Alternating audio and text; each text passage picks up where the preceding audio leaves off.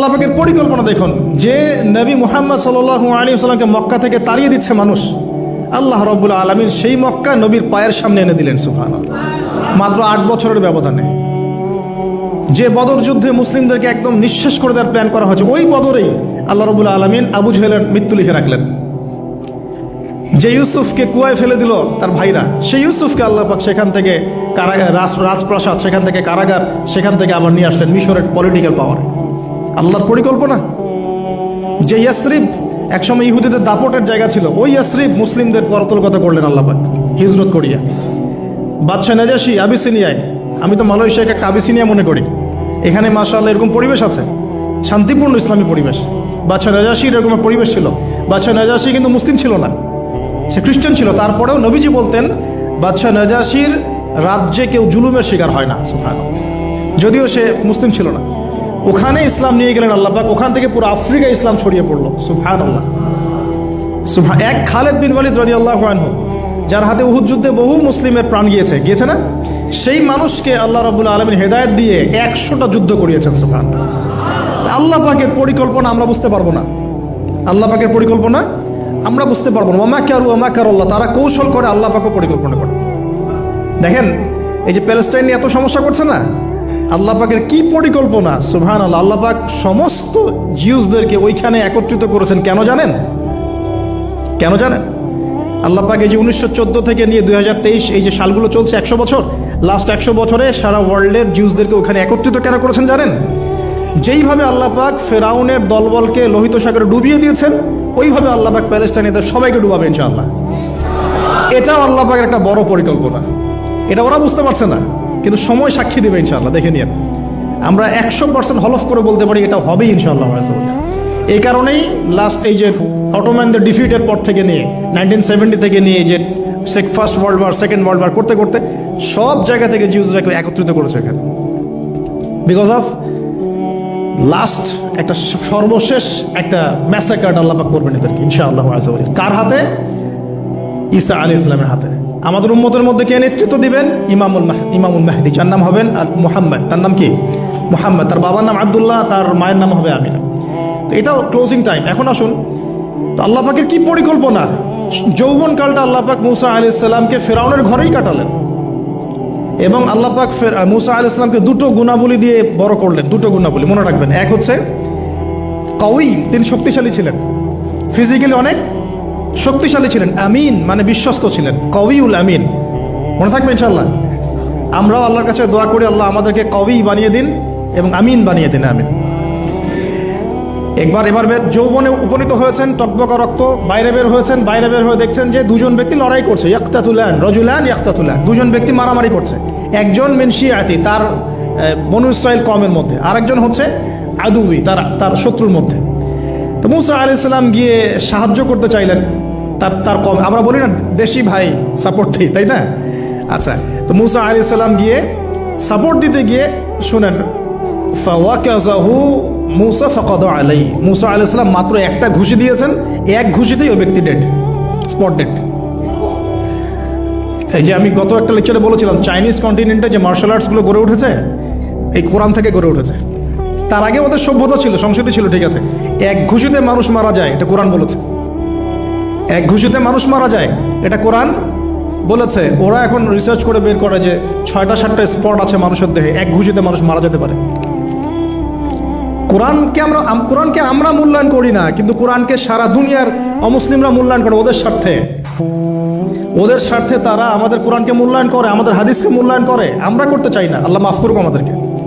আমরা কোরআন পড়তে চাই না, গবেষণা করতে চাই না, অর্থ বুঝতে চাই না, একটু আরবি ভাষা শিখতে চাই না, কোরআনের বালাগাত ডেইলি একটু তেলাওয়াত করবো এক পারা, সেটা করতে চাই না। আল্লাহ পাক আমাদেরকে মাফ করুক এবং কোরআন বলা বানিয়ে দিন। আমি কথাগুলো বলার উদ্দেশ্য আপনাদেরকে আঘাত করা নয়, আমি জাস্ট আপনাদের কলবে একটু ধাক্কা দেওয়ার চেষ্টা করছি, যাতে করে আপনারা সবাই কোরআন তেলাওয়াত করেন ডেইলি এক পারা করে। আল্লাহ কবুল করে নেবেন। এবার আসুন, দেখুন এবার কি হলো। এটা ইন্টেনশনালি ছিল না, আনইনটেনশনালি মুসা আলাইহিস সালাম এখন কিন্তু মানে হত্যার অপরাধী হয়ে গেছেন, তাই না?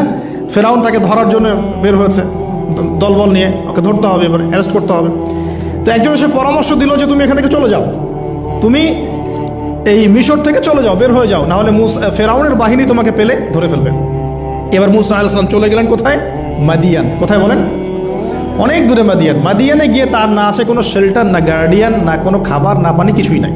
ঠিক নবী সাল্লাল্লাহু আলাইহি ওয়াসাল্লামের সাহাবীরা হিজরত করেছেন আবিসিনিয়ায়, নবীজি হিজরত করেছেন একবার তায়েফে, ওখানে মার খেয়ে চলে আসতে হয়েছে না? মনে আছে? তায়েফের 3টা গোত্র ছিল, আব্দু ইয়ালাইল, আব্দু মাসউদ, হাবিব বিন আমর, এই 3 গোত্রের নেতা ছিল। এরা নবী সাল্লাল্লাহু আলাইহি ওয়াসাল্লামকে ছোট ছোট বাচ্চাদেরকে দিয়ে পিটিয়েছিল, নাউজুবিল্লাহ। তারপরে নবীজি বদদোয়া করেন নাই, ওখান থেকে চলে আসছেন মক্কায়। আমি গুছিয়ে বলছি শর্ট করে। তো এভাবে মুসা আলাইহিস সালামকেও হিজরত করতে হয়েছে। দেখেন, আবার নবীজিকে হিজরত করতে হচ্ছে মদিনায়। তার মানে হিজরা বিষয়টা ইসলামের সাথে সম্পৃক্ত। পরিবেশ পরিস্থিতি অনুকূলে না থাকলে, যেখানে ভালো পরিবেশ সেখানে গিয়ে মানুষ থাকতে হবে। আলহামদুলিল্লাহ, এখানে ভালো পরিবেশ আছে, আপনারা ভালো পরিবেশ পেয়েছেন। কিন্তু যারা চ্যালেঞ্জ গ্রহণ করে সমাজের জাহিলিয়াতগুলোকে সরানোর চেষ্টা করবে, সংস্কারের চেষ্টা করবে, তারা আল্লাহর কাছে অনেক বেশি পছন্দের। তার মানে প্রথম ফাইট আমাদেরকে করতে হবে। করতে করতে গিয়ে এক পর্যায়ে যদি দেখি যে না আর পারছি না, তখন কি? হিজরা। এটা মাথায় রাখতে হয়। এখন নবী সাল্লাল্লাহু আলাইহি ওয়াসাল্লামকেও করতে হচ্ছে। মুসা আলাইহিস সালাম চলে গেলেন মিশর থেকে কোথায় বলেন? মাদিয়ানে। তখন আরেকজন নবী ছিলেন, তার নাম কি? শুআয়ব। এই তো মাশাআল্লাহ, শুআয়ব আলাইহিস সালাম। শুআয়ব আলাইহিস সালাম সম্পর্কে আল্লাহ পাক বলেছেন তিনি অত্যন্ত চমৎকার বাগ্মী ছিলেন। মানে তিনি নবীদের মধ্যে অনেক সুন্দর করে কথা বলতে পারতেন। সুবহানাল্লাহ, সুবহানাল্লাহ। তো শুআয়ব আলাইহিস সালামের কওমের নাম কওমে মাদিয়ান। বলে রাখি, এই কওমে মাদিয়ানকে আল্লাহ রাব্বুল আলামিন ধ্বংস করেছেন সর্বপ্রথম ভূমিকম্প দিয়ে। কি দিয়ে? পৃথিবীতে সর্বপ্রথম যে জাতিকে ভূমিকম্প দিয়ে ধ্বংস করা হয়েছে তার নাম কওমে মাদিয়ান। কেন ধ্বংস করা হয়েছে? মাপে কম দিত। কি করতো? যেটা এখনকার ওয়ার্ল্ডের ইকোনমিক সুন্নাহ, নাউজুবিল্লাহ। মানুষকে ঠকানো এখনকার ওয়ার্ল্ডের ইকোনমিক সুন্নাহ। এবং এই মানুষকে ঠকানোর জন্য ইকোনমিক সেকশনে রিবা চালু করা হয়েছে। রিবা, সব জায়গায় রিবা, এভরি সিঙ্গল সেক্টর, যেটা under the foundation of world bank বা IMF। রিবা আছে কি নাই? আর আমরা তো রিবাটাকে এখন মনেও করি না যে মায়ের সাথে জেনা করছি, মায়ের সাথে জেনা করছি। এটাই তো হাদিসের কথা। রিবার 70 শাখা আছে পাপের, 73 শাখা আছে পাপের, সর্বনিম্ন শাখা মায়ের সাথে জেনা করা, নাউজুবিল্লাহ। তো এটা ইকোনমিক সুন্নাহ হয়ে গেছে না এখন? মানুষকে ঠকানো, মাপে কম দেওয়া, রিবা। আর আমরা তো মাশাআল্লাহ ঘুষ ছাড়া কিছু হয় না, দুর্নীতি ছাড়া হয় না, টেবিল পাসই হচ্ছে না। আল্লাহ মাফ করুক আমাদেরকে। তবে এগুলা আমাদের ইবাদতকে নষ্ট করে ফেলছে। কারণ হারাম রিজিক থাকলে ইবাদত, দোয়া কবুল হয় না। আল্লাহ পাক আমাদেরকে হালাল খাওয়ার তৌফিক দান করুন। এখন প্রিয় ভাইরা, ওখানে গিয়ে কিচ্ছু নাই, নিঃস্ব অবস্থায় কি দোয়া করতে পারেন একজন মানুষ? এই দোয়াটা শিখে নেন, ইনশাআল্লাহ আপনার জীবনের সমস্ত সংকট কেটে যাবে ইনশাআল্লাহ। আমি নিজেও ওই দোয়াটা বেশি বেশি করার চেষ্টা করি। দোয়াটা হচ্ছে, মুসা আলাইহিস সালাম একটা গাছের নিচে হেলান দিয়ে বসলেন, বসে দেখলেন দুজন মেয়ে দাঁড়িয়ে আছে দূরে, পানি নিতে পারছে না। লোকজন পানি নিয়ে যাচ্ছে, ওরা দাঁড়িয়ে আছে বেচারি। মুসা আলাইহিস সালাম গিয়ে বললেন, কি সমস্যা আপনাদের? এটা নিয়ে আপনারা আবার মেয়েদের সাথে কথা বলার চেষ্টা করেন না, ঠিক আছে? তো মাহারাম গায়রা মাহারাম মেনে চলে। তারা বললেন যে আমাদের বাবা অনেক বৃদ্ধ মানুষ, আমরা পানি নিতে পারি না যতক্ষণ না আমাদের কম পানি নিয়ে চলে যায়। মুসা আলাইহিস সালাম তো একটু বললাম না, ফিজিক্যালি খুব স্ট্রং ছিলেন। থাকে না বডি বিল্ডার, সামনে গিয়ে কথা বলে সরো পানি দিতে দাও, তখন মানুষ একটু মূল্যায়ন করে না। তো মুসা আলাইহিস সালাম এভাবে পানি নিয়ে দিলেন এবং বাছুরদেরকে পানি পান করালেন, করিয়ে গাছের নিচে এসে বসে আছেন। বসে বসে তিনি দোয়া করছেন। এই যে দোয়াটা তিনি দোয়া করছেন, রব্বি, একটা নেক কাজ করলেন, নেক কাজ করলেন না, মানুষের উপকার করলেন, নেক কাজ করে এসে গাছের নিচে বসে দোয়া করছেন, আল্লাহ এখানে তো আমার খাবার পানি বাসস্থান কিছুই নাই, আমি কি করব? রব্বি ইন্নি লিমা আনজালতা ইলাইয়া মিন খায়রিন ফকির। রব্বি ইন্নি লিমা আনজালতা ইলাইয়া মিন খায়রিন ফকির। আবার বলেন, রব্বি ইন্নি লিমা আনজালতা ইলাইয়া মিন খায়রিন ফকির। অর্থ হচ্ছে, হে আল্লাহ, তুমি তোমার পক্ষ থেকে আমার উপরে যে নেয়ামতগুলো দিবে, আমি এর জন্য ফকির হয়ে বসে আছি আল্লাহ। অর্থ বুঝে পড়বেন ভাই, নামাজ রোজা হজ জাকাত যাই করেন আল্লাহর ওয়াস্তে অর্থ বুঝে পড়বেন। অর্থ বুঝে পড়লে আপনার ইবাদতের স্বাদ পাবেন, তৃপ্তি পাবেন, আল্লাহর সাথে কানেকশন হবে, আল্লাহর নূর পাবেন, মাআরিফত পাবেন, সত্য স্বপ্নও দেখবেন তখন ইনশাআল্লাহ। তখন শুয়ে শুয়ে সত্য স্বপ্ন দেখবেন ইনশাআল্লাহ। আল্লাহ পাক তৌফিক দান করে দেন। এবার আল্লাহ পাকের সাহায্য নেমে আসলো। ওই দুই মেয়ের মধ্যে একজন হেঁটে হেঁটে চলে আসে। এবার এই মেয়ের হাঁটা সম্পর্কেও কোরআন কথা বলেছে, সুবহানাল্লাহ। এই মেয়ে কিভাবে হেঁটে এসেছে এই হাঁটার বর্ণনাও কোরআন দিয়েছে। কোরআন বলেছে এই মেয়ে হেঁটে আসছে লাজুক পায়ে। কি পায়ে? এখন আপনি এই পুরো ওয়ার্ল্ডের মেয়েদের হাঁটা দেখেন, লজ্জা আছে? তাহলে মেয়েদের সাথে লজ্জা একটা গভীর সম্পর্ক আছে। এই মেয়ে প্রশংসা আল্লাহ পাক কোরআনে করলেন, লাজুক পায়ে লাজুক ভঙ্গিতে অবনত নয়নে সে হেঁটে আসলো। এখন আপনি কেলে যান, গো টু খেল, আপনাদের টুইন টাওয়ারে যান, দেখেন সবার হাঁটা চলা দেখেন। হায়া লজ্জার কোনো বালাই আছে এখানে?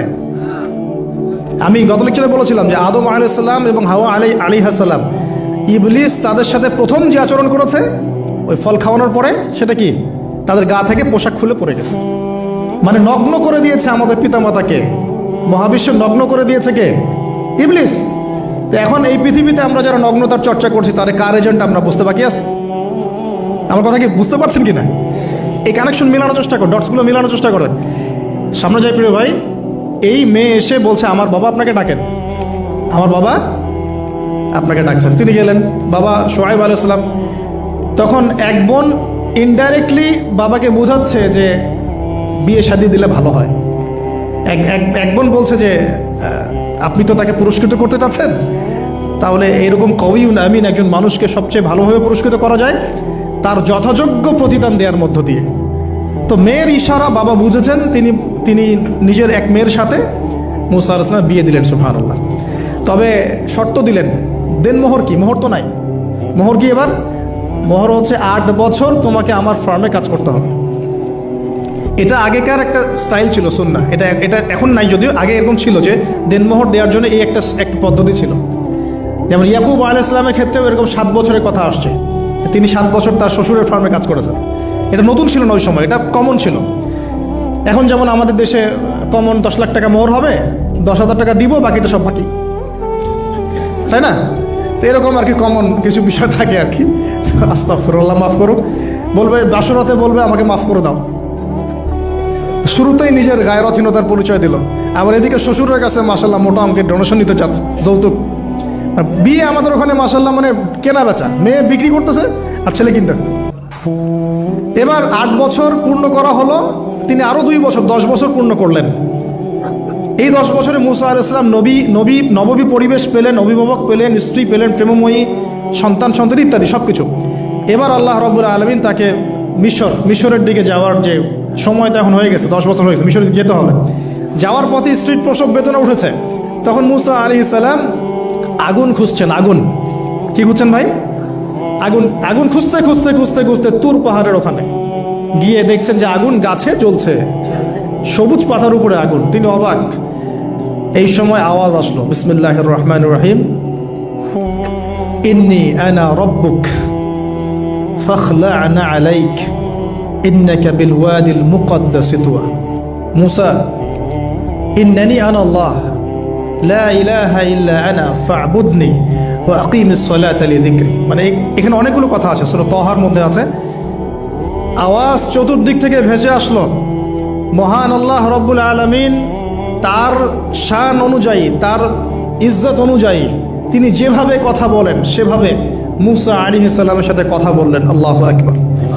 বললেন, ইয়া মুসা, হে মুসা, ইন্নানি আনা আল্লাহ, নিশ্চয়ই আমি আল্লাহ, লা ইলাহা ইল্লা আনা, আমি ছাড়া কোনো ইলাহ নাই, ফা'বুদনি, তুমি আমার ইবাদত করো, ওয়া আকিমিস সালাতা লিযিকরি, আমার ইবাদতের জন্য সালাত কায়েম করো, আমার জিকিরের জন্য সালাত কায়েম করো, আমার স্মরণের জন্য সালাত কায়েম করো।